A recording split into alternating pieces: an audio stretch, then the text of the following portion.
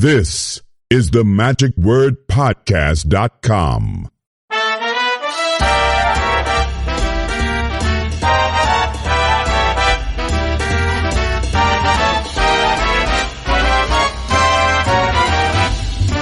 This is day number 3. Where are we? Day number 3. Yeah, day number 3 here at Abbott's Get Together. Boy, these conventions are running together for me now. Day number 65 for me on the road. So I'm here with Nick Diffatte. Hey there, Nick. Hey, Scott. How's it going? Fantastic. Long time no see. That's Since right. Magic Live. It has been a while. Since we last did this. And we chatted for a bit. And so you were in the show last night kind of by default. That was kind of funny. Yeah, I was the only one that could fit in the bear suit in the tent. They normally have like a young child get in there or what? No. Well, the guy who actually does it for Mac normally is 6'3" or 6'4" right now. So it was I think it was whoever could squat for that long got picked. For those who are wondering what he's talking about, then this was, if you've seen Mac King's show in which he has a shadow tent and ends up with the bear, Nick was in the bear suit last night. So they kind of they put together a fantastic show because a couple of people were no-shows for a variety of reasons. And let's talk just a little bit about last night's show. You want to open? Tell you what happened last night? So Michael Carbonaro couldn't make it. Derek Hughes was the backup. He couldn't make it. Guy Hollingworth has had passport problems for the last month, so he hasn't been able to make any of the plan. And obviously we're all bummed because he missed it last year too, and he's bummed. So after a deluge of different ideas and things that we could try to make it work, Mike Caveney hosted as planned. Tina Leonard. Lucy Darling did a set to open, and Matt King came in and did the Matt King show at the end with some additions and changes and ad-libs. It was great. Now, was Carissa already here, and then she filled in, or did they call her in? Attend. Yeah, okay. She was just going to attend. I thought she was just hanging, because she was coming down from FISM also, because she was there, and I thought she was just passing through, and I thought, well, while she's here, makes sense. I like the way that Mike started out and the curtain opened and he was just kind of sitting on a chair, frustrated, said, boy, what do we do? What do we do? We tried this and that, and we're putting together a show. So it's great. And it literally was up to the last minute because when we were all in Chicago still, we didn't know who was going to be able to make it. And then that second day when we were like, I really don't know, we don't know if X, Y, or Z is going to be in town. Carbonaro had to pull out that morning. So we're driving in here going, oh, God, what's the...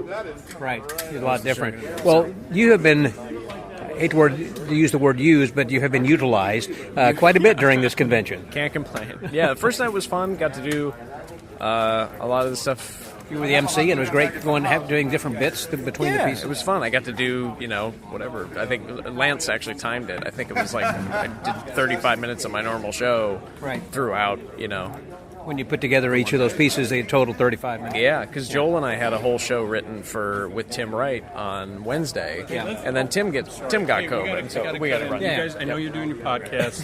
That's okay. So here's what's happening. So we think we should bring in Kevin James as the guy who appraises the work, right? I love this. And I'm Michael Trix has a blue guy. So I may have to run, but I understand. We will regroup and we will go through that show as well. But just a lot of things I know that you had to do because were you lecturing also? We're lecturing today. Okay. So I'm moderating this this performance. This is going to be you're being utilized. You're pulled in all so many different directions. I might have to do the bear again tonight. We'll see. Who knows? But you're doing a great job. Thanks, Nick, very much. Okay. Back to work. Goodbye. That's Diffatte out. It's over the Magic Word Scott podcast. This is Scotty out.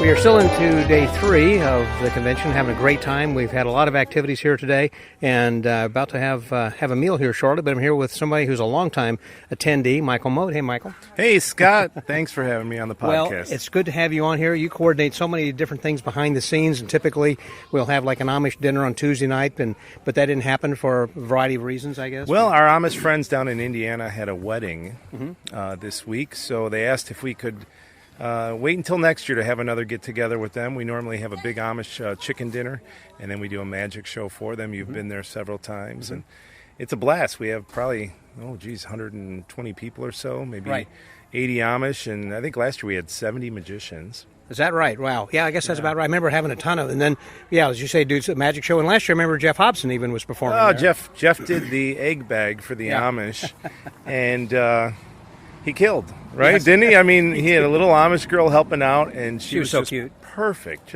perfect. And they were just doubled over, proving once again that Jeff is the consummate pro. He knows for everybody. He can work anywhere. He really can. And as he said, I thought it was so funny.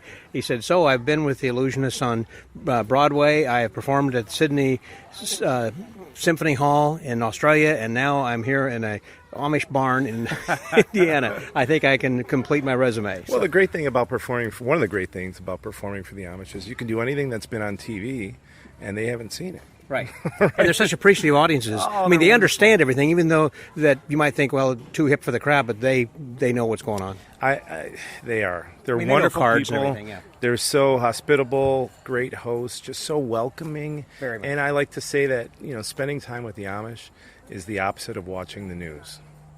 That's very well put. That's true. And the nice thing, too, they kind of reciprocate not only by having some ice cream and everything then for us, but they give us buggy rides, too. Yeah, it's a simpler time. And, during COVID, when everyone was running out of food and everything, our friends have a big store. We call it the Amish Costco, but it's a big store. They actually sent us food. So they were sending us flour and everything when we couldn't get it. Proving, once again, I'm like, if it ever hits the fan, we're going to go live with the Amish, and we almost had to. Grow a beard and go. Yeah, if I could, I would. So you've been enjoying the convention so far, and what is it that's kind of stood out for you so far? The get-together is my favorite week of the year. This is my 35th. Wow. I came here back in 1987. My mom brought me here, and I've been coming every year since. I missed one because I was performing with Hobson, Kalen, and Ginger in Atlantic City. And then we missed one during COVID. They didn't have it, but a lot of us still showed up. And that was, one of the best ones because we didn't have those magic shows to get in the way of hanging out.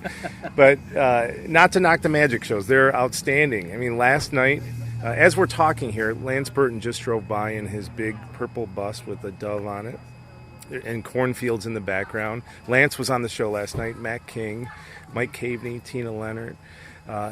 It was just an amazing show. And Lucy Darling. Right. Lucy Darling came in. So just an amazing show. And then everyone goes to the American Legion after. If you've never been to Colon, the American Legion opens its doors to non-Legion members. So we're all in there, and they cover up the pool table, and we're doing close-up magic and having some drinks and laughs and catching up. And it's been said many times, but this is the family reunion that you want to go to. That's a very good point because everyone is friendly and we have no animosity. There are a lot of sharing, and it's just a lot of fun. Yeah. When I first started coming here, it would be walking the Legion. Oh, there's Sid Lorraine. There's Harry Blackstone Jr. There's Gay Blackstone, Carol Fox. All these people, Jay Marshall. And now you walk in the Legion, and I told Mac, I said, you're the new Jay Marshall. He's already got the plaid down. But, and Gene Anderson is still there. Last night, Lance Burton was in the Legion doing some card manip. And how great was that in the show last night? He walks out. I guess he hasn't done card manipulation in 15 years since he closed his show. And he walks out on stage. And I guess he told the sound guy, just play some music. And they played his music. Yeah. And he got into it. And then he did the card productions and the circle. Flourish, and then he thanked Neil Foster because this is where he learned it all. From Neil, and Lance and Mac and Hobson competed and won first, second, and third in that contest many years ago. The famous one back in the 70s at Abbott. 77, I think it was, or something. Yeah. I have been talking with a few other people who are here for the first time, like Chip Romero, for an example. It's like, hey, this is not going to be my last. I can always already tell this is fun, this is family, this is really unique. Yeah, it is, and it's a get-together for a reason. It's not called a convention, it's a get-together. Yeah. And some people call it Camp Colon. Camp Colon, yeah. We sit around the lake and go on a boat ride during the day and, spend our time just hanging out. There's a lot of time to hang at this convention, more than most, I would say. And you don't have to feel like you're on the outside because everyone welcomes you to the inside. Everyone, like you said, is a family, so it's not like there are cliques, I don't think. No, there's no cliques, and there's only a few places in town to go. That's so right. if you don't see someone at the Legion, they're going to be at 5-Star Pizza, or they're going to be at Dawn's or Curly's. Yeah. So you're going to bump into everybody in town. Yeah. The big cities, if you want to call them that, are about a half an hour away. So you come here and you hang out and you see everybody, and everyone it's just really down to earth. It's just a good vibe. Yeah. Good overview. That's a good overview of what all this is about. That's the pulse. I'm glad you're here every year. You just look forward to seeing these people. And That's right. This is the only convention some people ever attend, even. So yeah.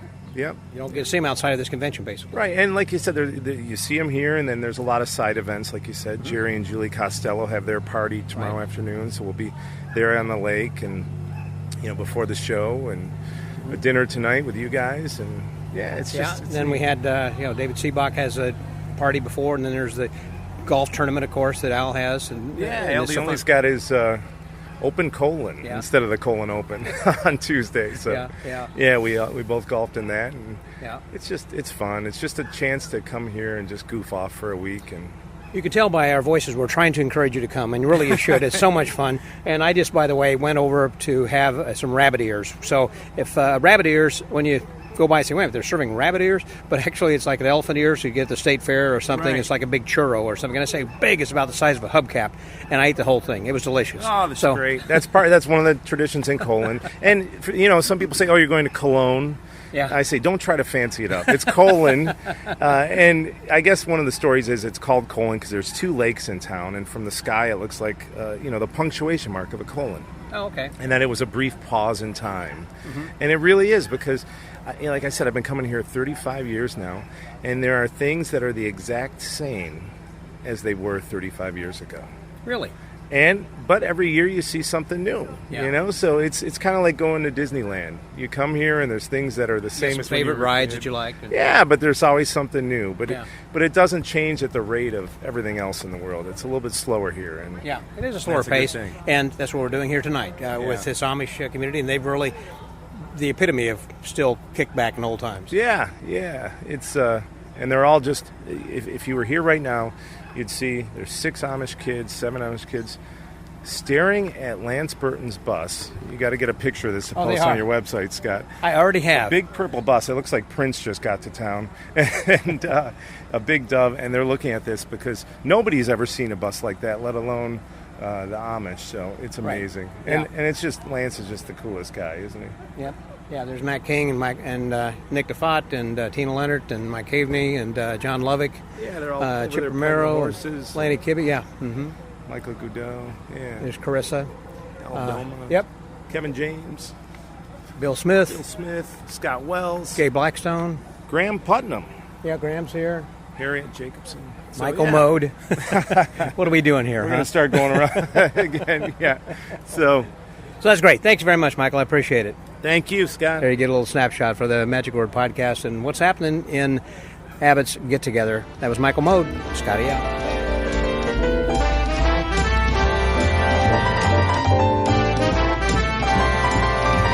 So you just got here off of Lance's bus. Lance's bus, that's correct. Right. I didn't get to drive today. I'm very disappointed. Do you get to drive from time to time? I do drive sometime, yeah. So, like, it is us. Do you have shifts, so like whenever you are on the bus? No, we do have one rule, though, and that is never talk to whoever's driving. Really? Yeah. Okay, now what about the radio station? So don't talk to Larry is what it started with. But as far as the radio station, does the bus driver have the choice of whatever station he wants to listen to, or is that... We haven't even had that issue yet. We've only done a few trips. Okay. We've spent, 20 hours probably on the bus total. Did you all go from your respective locations? I mean, you're... Not this time, no. Okay. No, I've been doing shows in Virginia Beach, so I drove from Vegas to Virginia Beach and then back here to Colin. So you weren't on the bus from Kentucky here? No. Okay, who all was on the bus with him? I don't know. I just wondered how many people were coming up then with that. So, but you only did... An unknown. I only came from town today on the bus, not too sadly. Far. So what about Virginia Beach? What are you doing over there? I did some shows. They have an outdoor street show program there. Is it all you, or no, are you doing it's a whole bunch of folks. Okay. A whole bunch of folks. I was hired for 9 nights and went down there and did 3 shows a night for 9 nights in a a theater or busking? No, outdoors. Really? No busking. What's the temperature like? I'm soaking wet every show. That's what I spend the hour between shows in the car with the air conditioner blasting, trying to dry off, then do another show. Yesterday, or whenever it was, that Mike Caveney was reading that list of things that Gary Darwin said to bring with him, and one of Mm-hmm. them was a cold press for the neck. That's a good idea. I wish I had Gary's list. Yeah, exactly.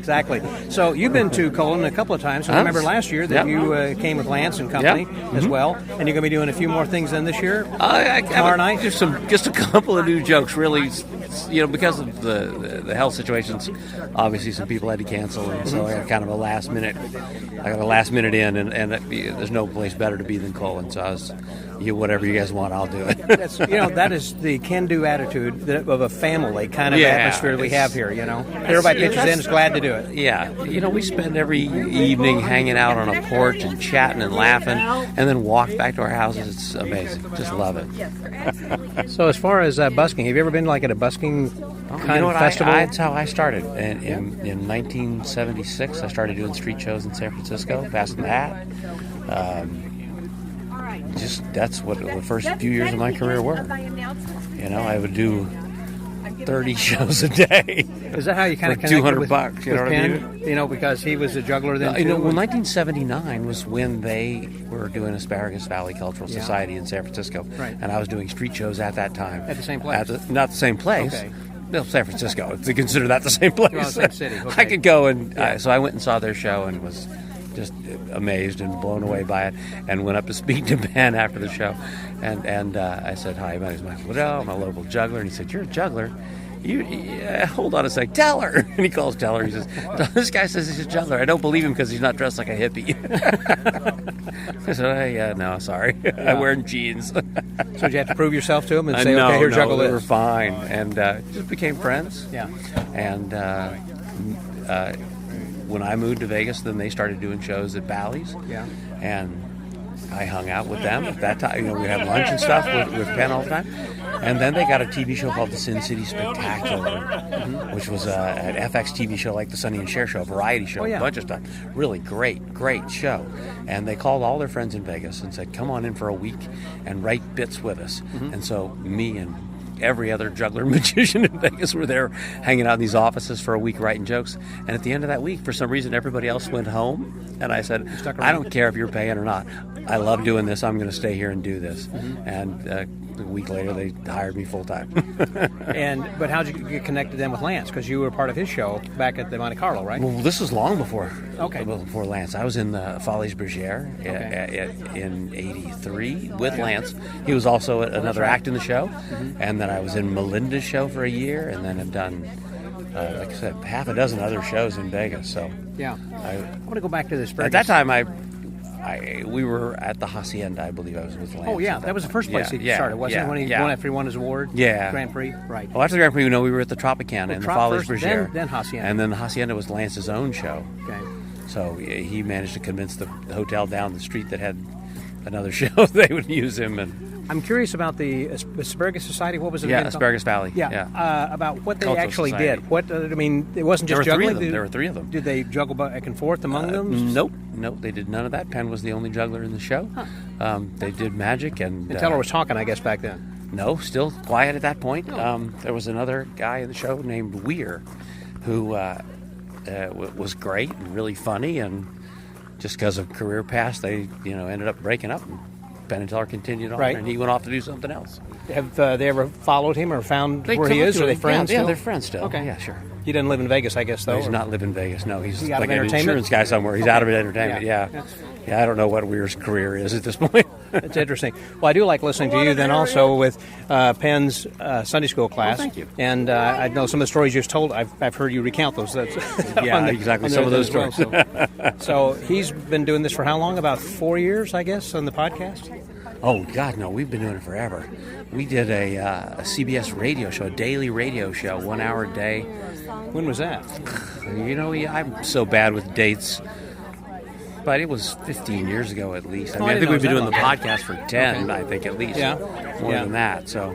And you've been associated with him since the beginning of that, then, yeah, too. since the first day of that. Yeah. Wow. And I was now, what do you do whenever that you're going to be... Dogs, help! Whenever you're, like, in Virginia? I mean, do they tape, there's another... Yeah, sometimes we tape ahead, but also there's another co-host, Matt Donnelly, is there. who's also a magician at this point, decided to become a magician and got the best tutors in the world, as it turns out. Penn and Piff and Teller and Johnny Thompson were all helping him out. Yeah.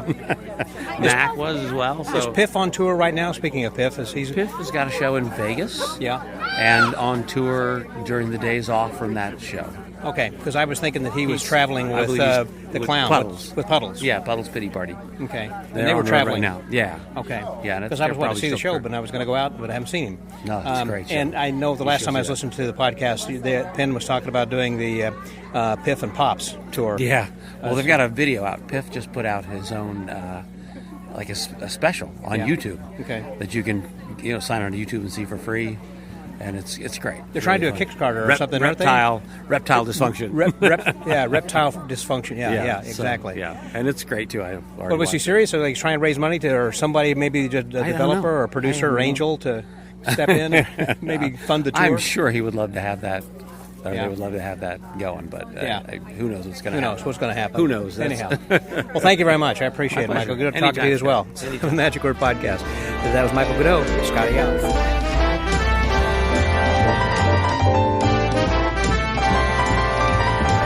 The evening show is just about to begin. We just finished dinner, and we're here for the Friday night show. And I ran into an old-time friend of mine, and yours, you probably haven't talked to in a while, Mr. Dave Cresey, King of the Coils. Hey, man, how you doing? Yay! I was just thinking about you this evening. I saw Lance Burton doing a mouth coil. Yeah. When? He did it at dinner. Did it with one of the Amish kids. Oh, my God. It was classic. Where did you guys eat? We went over to Rosie's house. It was just a person's house. Oh, okay. Yeah, just a few Amish people over there. But you've been making them for how long? Roughly about 28 plus years. Wow. And millions of them. Well, Bill Smith asked me one day, he says, last convention, he said, how many coils do you think you've made in your lifetime? And I had no idea. So I had to go home. I tried to figure it out. And the only thing I can come up with is I made 1,728 pieces a day, 7 days a week, for 365 days a year for 28 years. So people get your calculators. With everything else thrown in. Now, that's only the regular coils, along with the minis, the jumbos, all of the custom stuff. I figure somewhere between 12 and 26 million. And I can say that with a straight face. And you sold those worldwide? Worldwide. I remember many times going to conventions with you, and you just, when we had the dealer show, you would just be throwing out coils. When it's time for the dealer show for like 5 minutes, that's all you did is threw out coils. It's like, I can afford to do this because I make them. No. I did it because I didn't want to advertise in the magazine. Oh. It was cheaper and easier for me to throw out what you thought maybe was $1,000 worth of product. Yeah. And put it direct into a person's hand and let them try it. Yeah. If they liked it, I had a customer for life. Yeah, you did. You did. Yeah. Good point. And so you didn't sell through other dealers and wholesalers? I had 11 distributors. Had 11 distributors throughout the country. As time went by, some of these guys went out of business. Others turned into unscrupulous distributors. Yeah. Just a long story. But I got to a point after 28 years, I couldn't make them anymore because I was getting arthritis in both of my shoulders. So the repetitive motion of manufacturing the coils, I couldn't do anymore. So how many people did you have working for you at your peak? I had 100 at one point in time, and then I got rid of most of them, and I ended up with about approximately 20, and after maybe about a couple of years, I had 10 that were doing as much as 100 of them did. Wow. So nowadays, Cresey coils are made by who, or who is it sold to a company? They're supposed to be made by a fellow named John Reed. He's from Long Island, New York. He, in turn, I think, took on a partner. I don't know the partner's name. They wanted to keep the name. I said, that's fine, but eventually I said, you should get my name off of it because it's your coil. It's no longer yours. You don't be responsible and let them do it. Yeah. But every once in a while I'll call and ask to send some coils to me because I want to check the quality. I was, again, talking about Lance Burton. He had told a story a couple days ago about Peter Ravine and his son, I guess it was his son, actually, who he had shared this idea with, because Lance was trying to do a confetti cannon, but didn't want to have confetti every so he figured out a way of using coils, and I can't remember his son's name. Tyrone started saying, "Can I have that idea?" And so he started using them in confetti cannons. In coil cannons, I guess. Tyrone is a hell of a nice kid. I called him one time, I think after I sold the business, to apologize to him for what I did to him without even realizing how much I hurt him. How was that? I seen a couple of, I thought there were air cannons on the Letterman show. They were blowing off over his head and streamers and confetti come out. I said, wow, that's a great idea. I wonder where I can get them. That'd be great for the streamers. And I had no idea where to buy them. So I got a hold of Eddie Bartek, a kid down in New Jersey. He owned a company called Theater Effects. And he used to make all the pyrotechnic stuff to blow off confetti and streamers. Well, he had a problem with the pyro, and I said to him, I said, why don't you? I said, you've got all the product that you need. Why don't you just swap over to air? Right. So you mean like CO2? Yeah. Okay, yeah. So during the process of him swapping over, I said to him, I said, could you make me a small cannon, maybe about 8-10 inches long? I says, I want to use it. I said, in a bouquet of flowers. Well, he said, yeah, no problem. He came up with that. Now, beknownst to me, I had no idea that Tyrone was even making cannons. I get a call because I have an order going over to England with a couple of gross of white streamers that he was using in his cannons for show. Oh, he was using the same manufacturer. You mean in No. England? Oh, no. It wasn't a manufacturer. There was I don't know. What are these bands? A group of bands. Oh, a rock band or something. Rock band, Okay. yeah. And they wanted the cannons, so they hired him to the cannons, but they wanted our streamers. So in time, him and I became close, but not close. He really wanted to kill me because what I was doing is I was promoting Eddie Bartek with Theater Effects, and everybody's asked me about the cannons. I told them it was my business. So he associated me with the air cannons, and he thought I stole it from him because the bad guy. Yeah. I had two of his long cannons. I mean, I felt so bad about the whole situation. And then when I called him, he said, geez, I really like to know how to make your streamers. I said, I'll come to Vegas. I'll show you how to do it. I never got to Vegas. So he figured it out on his own. I don't know. He had streamers of his own, and I looked at what he had, and I was a little jealous of what he had because I thought his was a better setup than mine. Okay. Mine, you had to break every piece. His, all he had to do was pull them off of a card. They were fixed down to a card with double stick tape. Okay. So he just picked them up, threw them in the cannon. Mine, I had to break every piece and put in the cannon. Yeah. So mine was a lot of time as opposed to his. So I mean, we both had our differences with the product. I wished him a lot of luck. If there's anything I can help you with, just give me a buzz. Yeah, I heard it was like $1 million business. It was. Yeah. Oh yeah, it was unbelievable. It was unreal. So you guys have kissed and made up and you're friends now and everything? Well, I don't know. I haven't heard from him. But Eddie Bartek one time, because I was on the road all the time, he came up to the shop unannounced. He seen our machinery and how we were rolling and cutting. He left the shop, and he never traded with me again. Eddie never did. Interesting. Huh. Yep. That was the end of that. And what year would that have been approximately? Oh, God. Is that like before 2000? Yeah, oh yeah, before 2000. Yeah, in the 1900s. Okay. I'd say between 1980 and 1990. Okay. Yeah, I mean, it was a good relationship we had going, but Eddie was a little greedy. I don't mind saying it. You're a little greedy. So you carried on then with your own company, doing your own thing? Carried on right stuff. We kept producing all kinds of streamers and just getting better and better and better. And I was buying some confetti from a guy down in, I forget where he's from, north of South Carolina. His name was Jim Watkins. He was into construction, and he was at I think it was the IBM convention in Baltimore. Okay. And he came into the dealer's room. He didn't register, but he was kind of a nutty guy. He loved magic, and he loved the cannons. Well, there were two guys there selling cannons. One guy over there, and he claimed to be part owner of Theater Effects. I said, oh, okay. I didn't say a word. And he had all the cannons, all the streamers, and this guy Watkins come in, and he says, how much for that? Give him the retail price. How much for this? Retail price.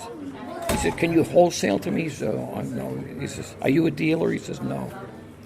He says, no, I can't wholesale. He said, what do you want? He said, well, I'd like to buy everything on your shelf. He said, no, I can't do it. Well, he come over to me, and he says, do you wholesale? I said, what do you want? He said, I want everything you have. I said, okay, but what are the bags? Kid comes over to me later on. He said, you can't. How did you get the nerve to wholesale that product to him? How did you get the nerve to wholesale that product to him? I said, I own the company. Yeah. He says, who are you? I said, Dave Cresey. I says, who are you? I forgot his name. He says, you own Theater Effects? I said, part of it. Yeah. I said, you're in it. I said, you're stupid for not wholesaling that product to that guy. Yeah. You could have made a fortune. Yeah. But, c'est la vie. C'est la vie. That's right. That's right. Man, what a story. That's interesting. Dave, thanks very much. You've been coming here for a long time, too, haven't you, for Abbott's? Over 28 years. That's been a few years. Close to a little, maybe 32, somewhere in that area. Well, you're still looking good, man. We're still getting around. That's great to talk with you. Yeah, so good seeing you, too. So for the Magic Word Podcast, that was Dave Cresey, Scotty out.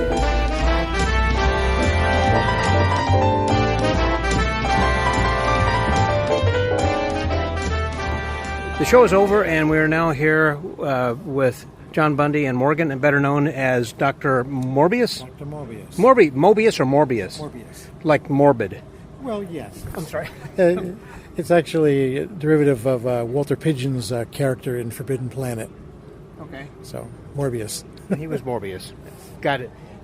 Because I was just thinking, what was the guy on The Matrix? He played as Mobius, was it? Morpheus. Morpheus, that's correct. And Morgan, you have a lot of characters you're playing throughout this. My goodness, you mean, you are amazing in which you're playing everything from, golly, Bride of Frankenstein, and what else? Bride of Frankenstein, then we did a vampire, and then it was just the general spooky girl in a dress, and then the medium for the seance. Right. A lot, whereas he stayed the same in character all the time, but it seems like that you were the person who was this, even though he was a central character, you were the star. well, thank you. Sorry, John. I totally agree. Couldn't do without her, or the monkey. Nice. Oh, the monkey gets paid more than me, which is, we'll talk about that later. It's hazard pay. It's hazard pay putting on the monkey suit. This obviously is a show that has developed over a period of time. This is actually the first time we've ever done it. All together. In this format, In this format. It's put together from bits and pieces of things we've done over the last 30 years for amusement parks. Then we just, during the pandemic, we decided to create a video, a pay-per-view of Dr. Morbius's midnight horror show, and then we said, well, maybe we can do it live. It's a lot harder to do it live. Why is it more difficult live as opposed to Zoom? Because on Zoom, you don't we actually filmed it. We filmed it like a motion picture or a television show. So we were able to, the main reason, because we were able to stop and start. Okay. And I thought it was just a live Zoom thing. No. And from my standpoint, it was much easier that way because of all those costume changes. They get to wait for me then. Right. We got to have some nice elaborate sets in that, though. That was fun. And really good lighting. Really good lighting. Controlled. So one of the things, of course, I remember as a youth, Dr. Silkini and others who were coming through and doing these kinds of shows, and we had movie theaters where they could do that, and then there are laws that have to have certain lighting, and there are a lot more restrictions that they have than now, and nothing like what it was before, which is part of the problem, I would think, of trying to tour with a show like this. Well, you're right, but since it is basically an homage show, it's a historical piece. That sounds rather pretentious, but it's we're trying to give the flavor of what it would have been like to people who've never seen it, and everyone seems to be interested in seeing what it would have been like, but. You do the best you can, and maybe it makes people happy about. Oh, this is sort of what it would have been like, only a lot crazier and a lot more touching. Well, yes. A lot more touching, physically, literally. People are jaded now. So in the 1950s and the 1960s, when this was going on, you could shut out the lights and run down the aisles and poke people, and they lost their minds. Right. That's not something that necessarily gets the kind of response that it used to. Because people they're a little jaded. Well, not only that, I think that they would hit back or they'd poke back. That's an absolute yes. That's a definite consideration, I'd say. Yes. Well, in the later years of the traveling spook shows, hitting back was the biggest problem.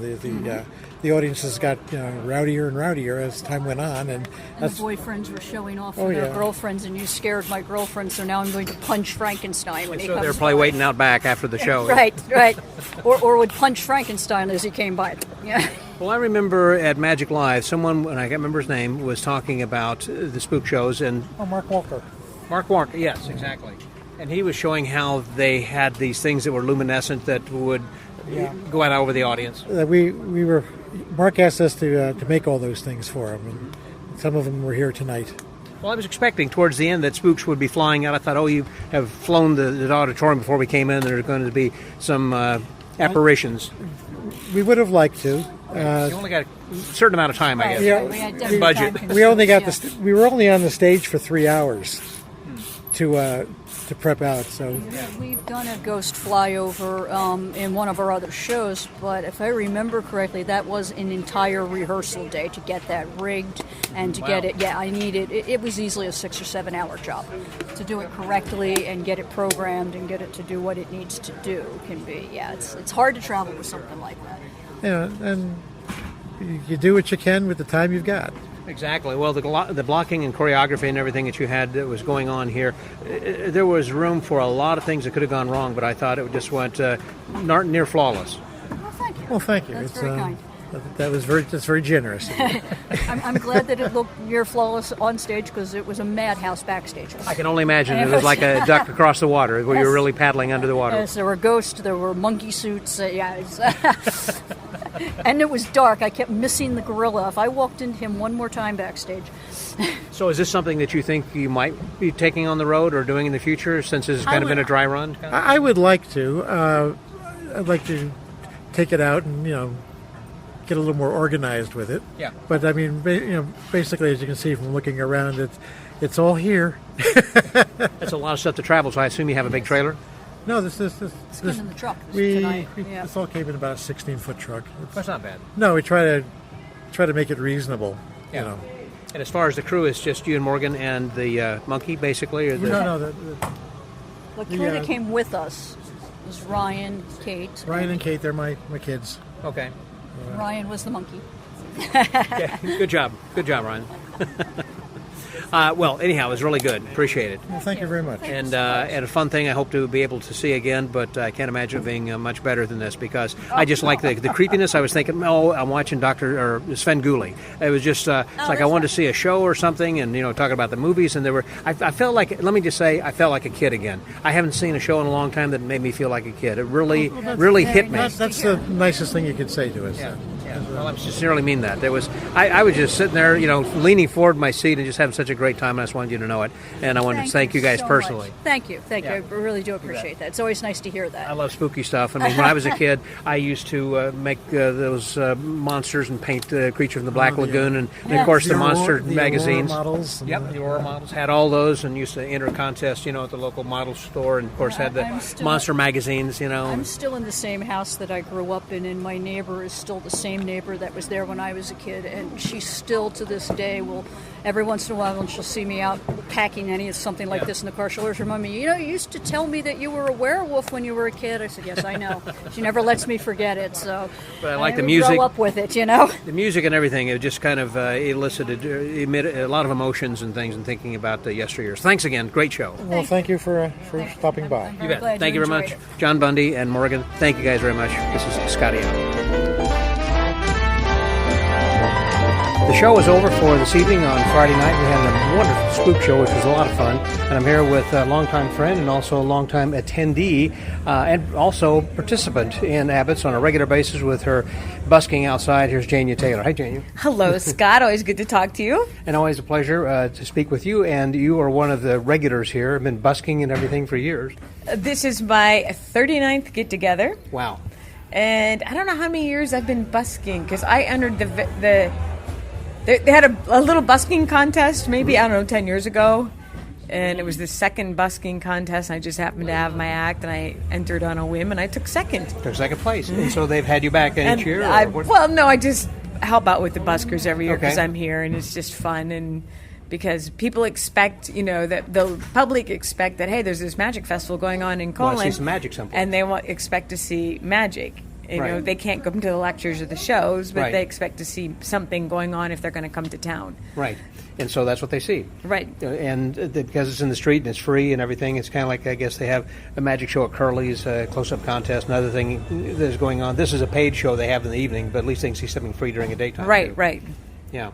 And when you first came, you came with your father, is that right? Of course. My very first time I came to Colin? Yeah. Not the get-together?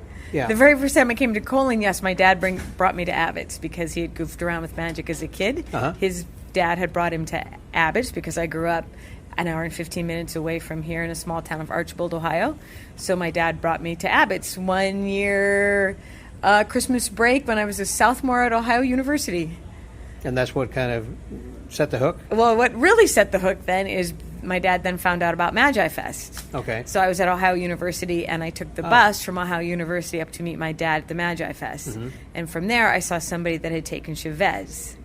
And I said to my dad, I want to take that course. Mm-hmm. And he said, well, you better do it quick, because I meant the gentleman, which would have been Neil Foster, and he's getting up there in age, he had some health issues, so you better do it soon. Right, and you? And so one day, my phone on the wall of my dorm room, phones used to be on your wall, not in your pocket, and it was my mother, and she said, your father has an appointment for the three of us to meet Neil Foster this weekend.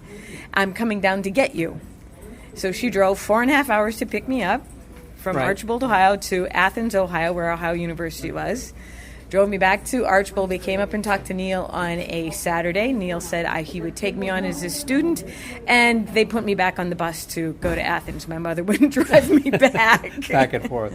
Now, how long was the lesson, and did you continue, and how many lessons did you take? Well, I quit college, believe it or not, with the support of both of my parents to start Chavez probably that June, and it was a 6-month course, 2 days a week. Okay.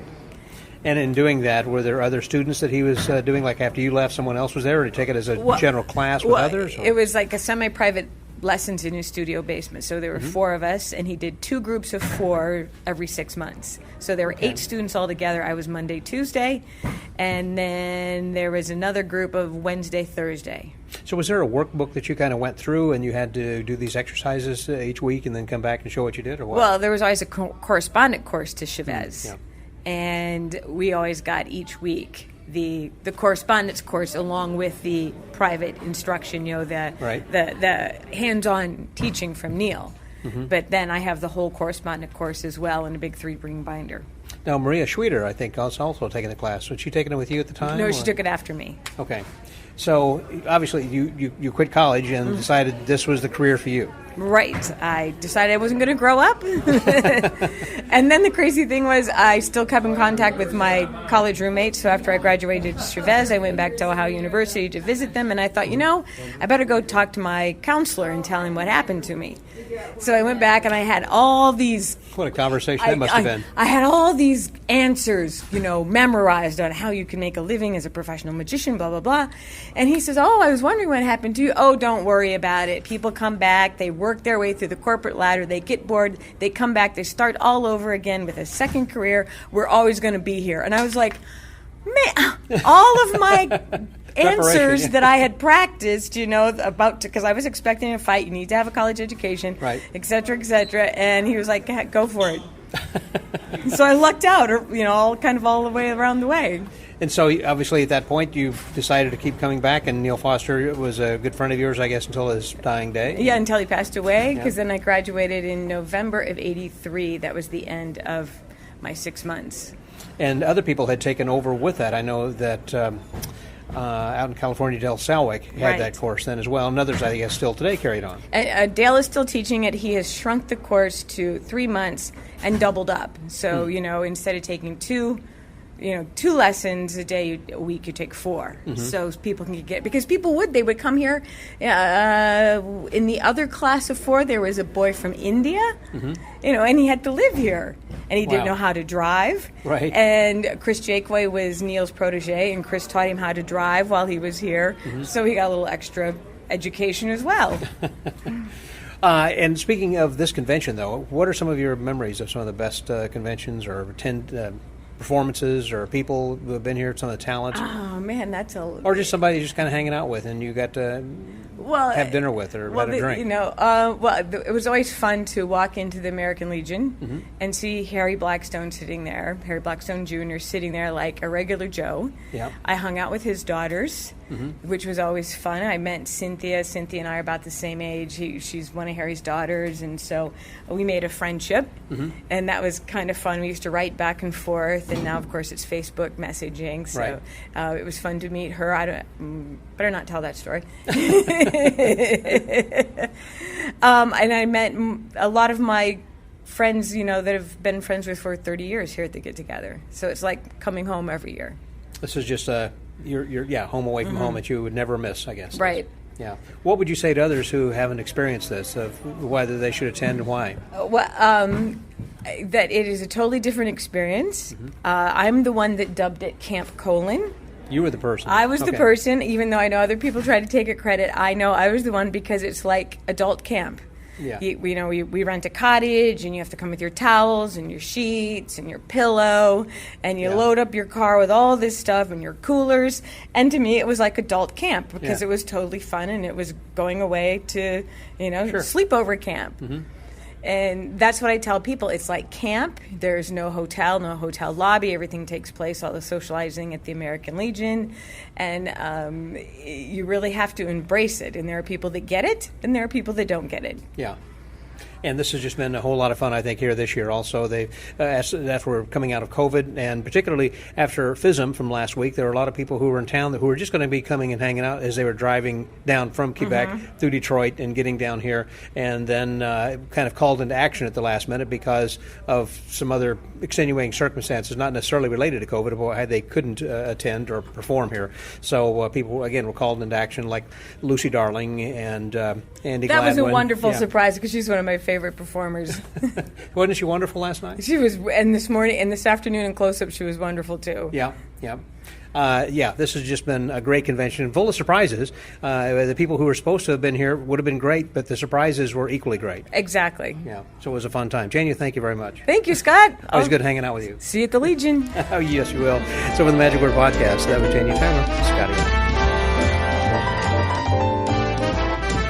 We're in the dealer's room then right now, but I wanted to talk with someone who is part of the regular talent. I say regular talent because he's the person who opens up the first evening's gala show, Mr. B.J. Mallen. Hey, B.J. Hi, Scott. And, being from Colon, I appreciate the use of the term regular.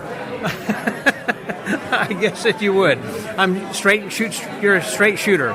So, and Gordon, what was his name? Gordon Miller. He was the guy who did yes, it. Yes, he did it for probably about 40 years or so. And so you got, what, like about another 35 years to go to kind of meet his record? With any luck. And you just, all you do really is just kind of welcome everybody, and they shoot the streamers, and then the MC comes out. Yeah, well, I kicked this year. That's what I did. The last few years, I would then MC the Wednesday night show, but this year I'm MCing tomorrow night, so I just kicked off the Wednesday night show. Okay. And yeah, after what Lance said last year, I think I got a promotion. So. Because you did a good job there. That's true. So tomorrow night, speaking of Lance is going to be part of the show you're MCing. Is that right? No, I don't think Lance is on tomorrow. Night? And we've got Michael Goudeau, we've got David Seabach, we've got Ronald Alexander, we've got a Russian whose name I'm practicing, and Handsome Jack is on tomorrow night as well. Boy, I wish I'd had a program in front of me. My brain's kind of shot at the moment. Well, that's a pretty full program. I think you listed just about everybody there. Just about. So have you been part of some of the organizing behind the scenes and helping Greg and Mike Miller? So not as much this year, but in years past. I during COVID and the shutdown, I ended up getting a different job, which keeps me kind of busy. So I haven't been helping as much this year. So it's kind of nice to have a little bit less responsibility. Does that look like something in the future? Are you going to come back and take a more commanding role, or less, or just about the same? Well, I know what your job is. I know what you're doing. That it does take a little bit more time. Yes, but no, absolutely. Abbott's is an absolute passion of mine, and I do plan on doing everything I can and wearing every hat I can going forward. Right, and so they can always depend upon you to do whatever needs to be done. Pretty much. Ever since I was about 14 years old, I think that was the first time Greg called me to come in and answer phones during the Saturday show. Did you ever work in the woodworking shop, I guess, painting and all that kind of stuff with the boxes and cutting woodworking? They didn't let me around anything sharp or anything that had fumes that I could inhale for too long. Better. Yes. They make you lose your hair, right? Right, exactly.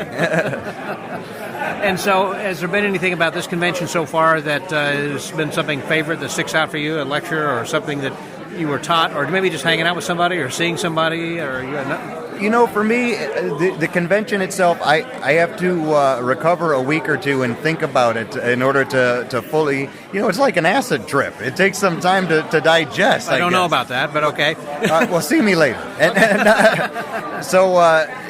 I think so far, I got to do the cemetery tour this year, Scott. And it was your first time? No. Yes, it really was. You gotta be kidding me. Well, you see, I used to be behind the counter all the time at the novelty counter there at Abbott. So for years, I missed everything except the evening shows. And I've been meaning to get to the cemetery tour. Al's a dear friend, and that, for me, I think so far was the highlight. It really is a highlight. And I think he had perhaps one of his largest groups ever, about 125 participants who were following. A few people out there, there sure was. Yeah. Let's talk a little bit about this evening show. This is the first time that I remember there being an all-evening spook show.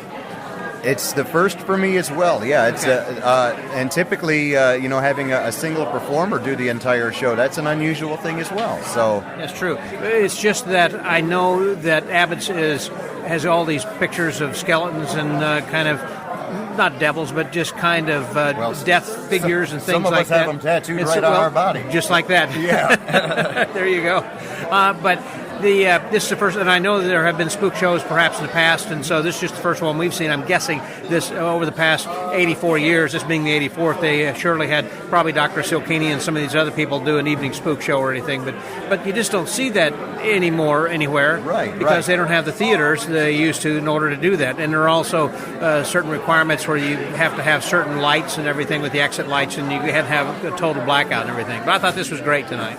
Yeah, it was something we haven't seen before for sure, and definitely had that vintage feel that I think is what Abbott's is kind of known for. Yeah, well, that's true. It did seem very vintage and reminded me of something, because I was thinking, okay, well, that must be an Abbott's thing, but like that thing with the spider web, that was right? Yes, that's I remember playing with one of those on the counter one day when I was working. Explain the effect. So a car, the spider is in the middle of a black webbed framed, like an octagon, basically, and about a 2-foot circumference thing. Yeah. Yes, up on stage, and when the performer gives it a spin, a card appears and is sucked into the spider, it's the selected card. It's kind of a really visual card appearance. Right.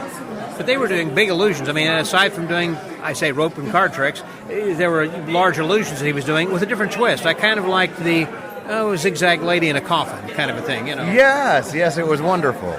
Yes. And then at the end with the burning alive with the coffin. Yes. That was my son's favorite part. Dad, you ought to get in there. Yeah. And then also I like the electric light cabinet and everything as well, sort of the daggers and everything. Very good. And of course the characters that he had, there was someone who dressed as a ape that was an assistant, and this other one who was like the Bride of Frankenstein. And Right. And it was a nice little cameo there by Tamara Sterlini getting chased through the theater by a skeleton. That was misdirection. Fun. Yes. We were looking at her when the boy disappeared. Right.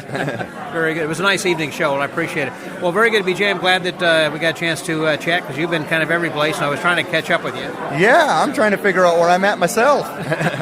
And you'll get some sleep next week, right? Well, not really. I got to leave Monday for a fair in northern Michigan. Yeah, I guess no rest for the wicked. That's what they say. Well, you got a devil's tattoo. That makes it... There you go. It makes it official. Something wicked that way will come, I guess. It's me. There you go. So for the Magic Word Podcast, that's BJ Mallen. Scotty out.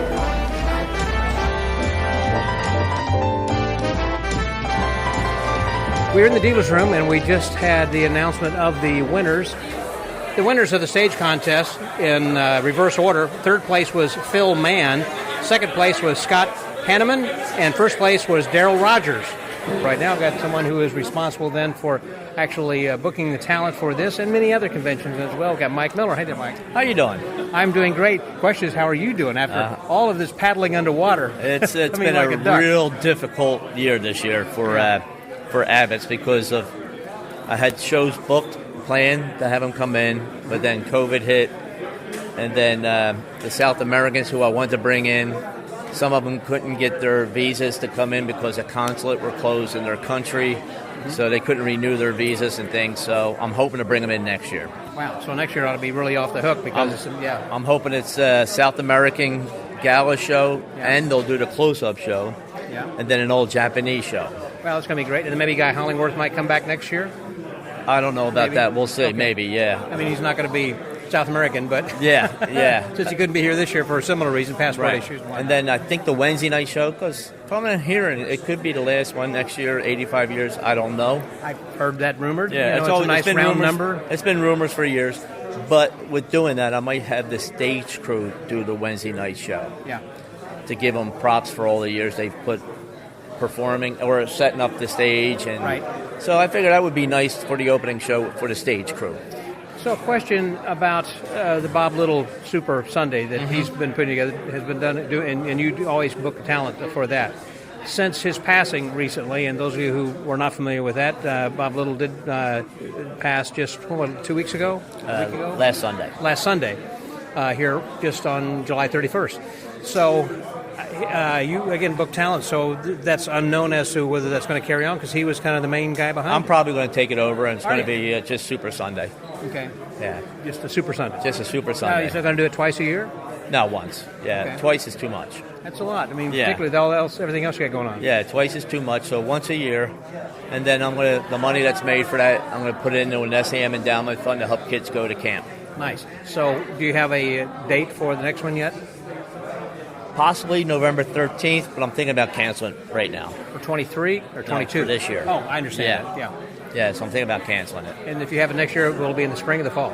It'll probably be in fall. Okay, very good. Well, there you heard it first. If it's not during football season, if my team isn't playing on that Sunday, then I might have it. Let me guess. It could have something to do with the Philadelphia Eagles? Yes. They're off the 13th. They play Monday night, so I can do it on the 13th, but I'm not sure. I might hold it off. I understand that. So this has been a great convention. Again, despite the fact we've had some people who have left with surprises, you happen to be in a good position where people were coming down from FISM anyhow. Right. Mike Cavey was a godsend. He helped me out. I went up to Matt King and asked Mac if he could ask Lance to do a spot to make up for Michael Carbonaro. And poor Mike, he couldn't make it. And he sent a nice apology video and all, and I appreciate that. And then Mike brought in Lucy Darling because she was in Chicago already. So he asked me if we can have her, and I said 100% fine. And last night's show was probably one of the best. It's been in here for a while. It has been, and she opened the show. Yeah, she opened that shows you how strong of a show that was last night. With her, and then Matt King doing his tent with the bear and closing the show. Lance Burton doing his 7 minutes with card manipulation that he hasn't done in 15 years. Right. I was surprised he came out and said, I thought he was going to say hello, and he was waving, and all of a sudden cards started. I was out in the hallway, and when I heard his music for his Dovak, I ran in. And then I saw him doing card manipulation. You kind of get tears in your eyes watching that. Yeah. It was amazing. And I believe Joel Hodgson did a little bit then, too. Was that last night or that was the night before? Last night? Wednesday night, yeah. Wednesday night. Very good show. A lot of fun. Bizarro was phenomenal, in my opinion. He did some things that I've never seen done before. So any people who run conventions, book Bizarro because he's got a great lecture. He does. He's a great performer. Great inventor, thinker, great guy. He's easy, he's flexible, and may not always be available because he's called away. He's the number one guy for escape rooms. Escape rooms, yeah. And then Reynold Alexander from Puerto Rico. His lecture was phenomenal yesterday. I missed that. I was doing something else. It was phenomenal. Everybody's raving about him because it's old style. It's going back to the old school where you're actually showing things. Even Don Weinberg said that was one of the best lectures he's seen because he thought it was like old school, bringing things back. And everything that he showed, everybody can do. And it's little touches to things that are already out there, which is perfect.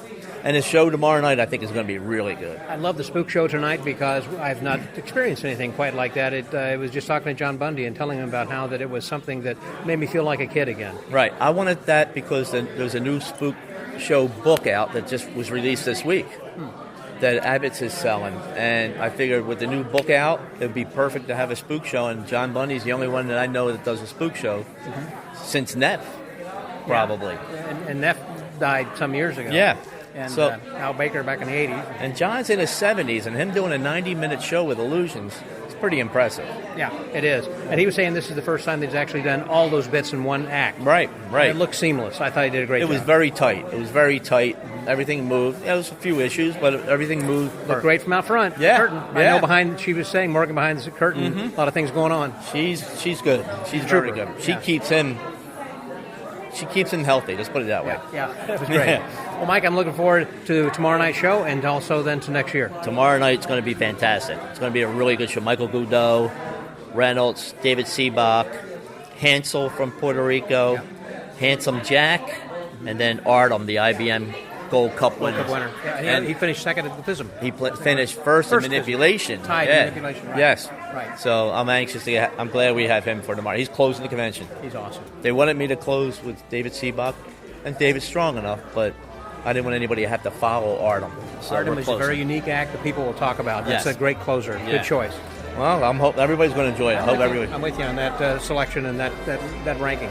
So, for the Magic Word Podcast, that's my buddy Mike Miller from the Philadelphia Eagles. Go Eagles. Go Eagles. Scotty Well.